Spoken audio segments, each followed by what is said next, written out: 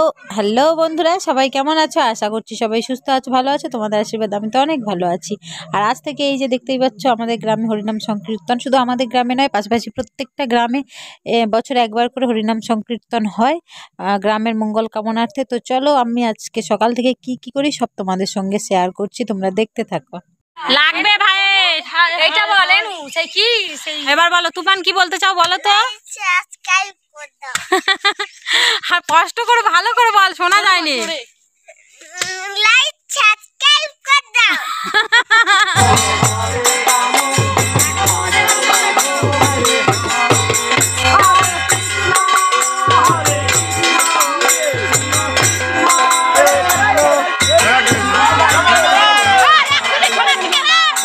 আর আমাদের গ্রামের নিয়ম আছে, প্রত্যেকটা বাড়িতে এইভাবে নামের 3 দিন আগে থেকে এইভাবে হরিলোট দেওয়া হয়, কীর্তন করা হয়।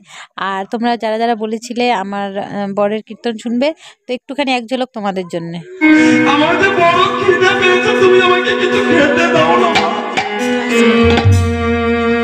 এ খোদার জ্বালা আমি আর সহ্য করতে পারছি না, আমার কিছু খেতে দাও মা, খেতে দাও।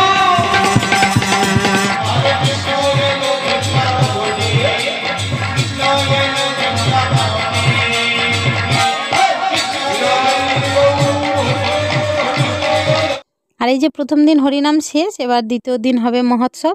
আর এই যে বাহির খামারটা আমি সকালবেলা উঠে ঝাঁট দিলাম, এখন দুপুরের একটু আগে অবস্থা দেখো, কে বঁটি কে দাবালিনে নারকেল ছাড়ানো আরম্ভ করে দিয়েছে। পুরো একটা গাছের ডাব পুরো সব পাড়া হয়েছে।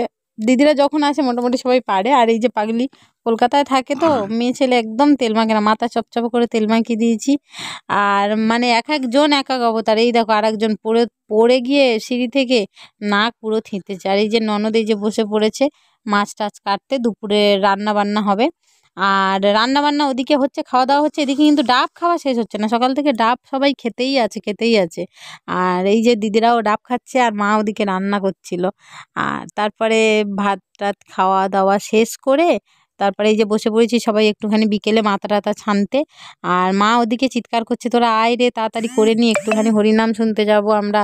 তো মা ওদিকে মাখতে বসে পড়েছে। এই যে লুচি হবে, এটা হবে পরোটা, দুরকম হবে, কারণ অনেকে লুচি খাবে, অনেকে পরোটা খাবে। তো মা কাজ করতে ব্যস্ত, আর আমরা ননদরা মজা করতে ব্যস্ত। এই রং পড়বে, রং পড়বে, হ্যাঁ পরি দেবো। তা সেই আলতা রং, আরে আলতা রং একই বলে আলতা, তুই যদি রং বলি রংটা, আমি গ্রামের লোক। হ্যাঁ রং সিঁদুর বলে না রে আপনা, দেখো রং। ঠিক আছে, তোমরা কমেন্টে জানাও তো, রং বললে কি ভুল বলা হয়? আমার দিকে ফোকাস করো। হ্যাঁ ক্যামেরাম্যান জলদি ফোকাস করো। আচ্ছা আমরা কি বেসিক জিনিস জানি না, ওটা কি কমেন্টেই জানতে হবে? লোকেরা বললে ঠিক, নালে কি ভুল? শুধু মেকআপ করছে, দেখো তুমি কি মেকআপ সুন্দর। চুলটা তুলো দেখেছি, এই তিলটা হচ্ছে যত সমস্যা।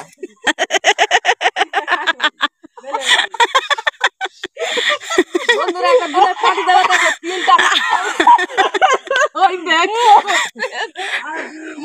হোপিং হাসি চলে এইছে রে বাবা।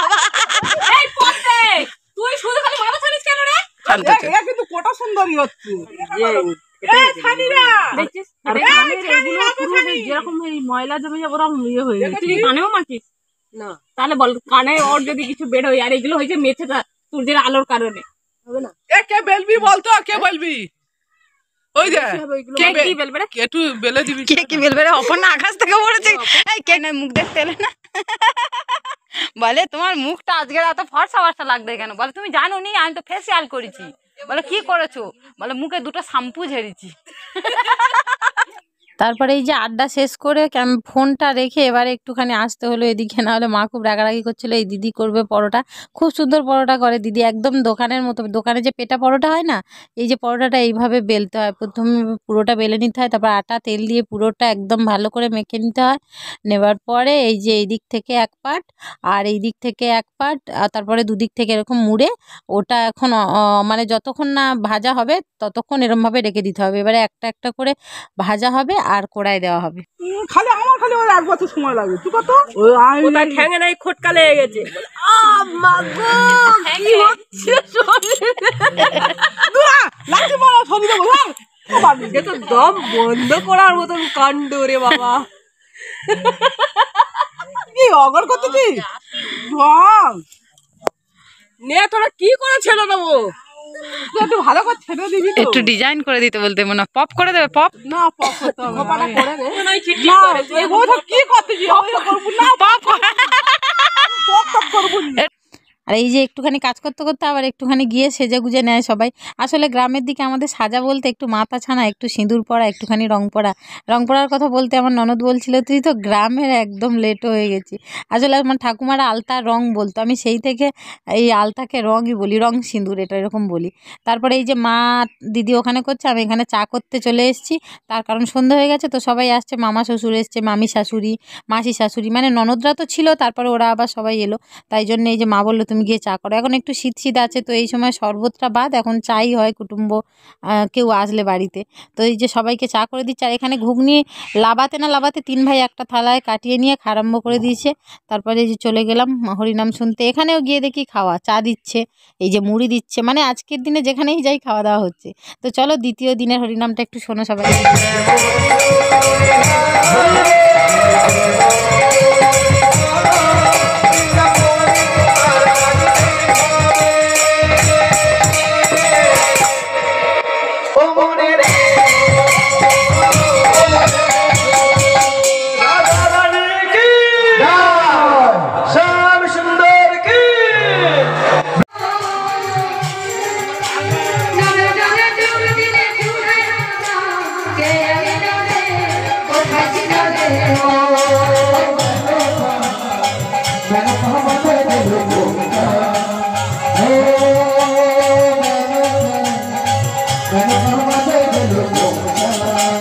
তো এই যে সব আনন্দ অনুষ্ঠান শেষ, হরিনাম সংকীর্তনও শেষ। দ্বিতীয় দিন যা হয় মাছ মাংস এটা ওটা হচ্ছে।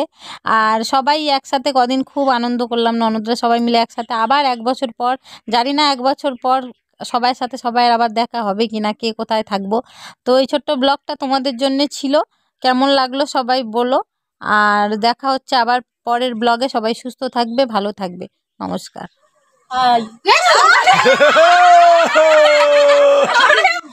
ওই জন্য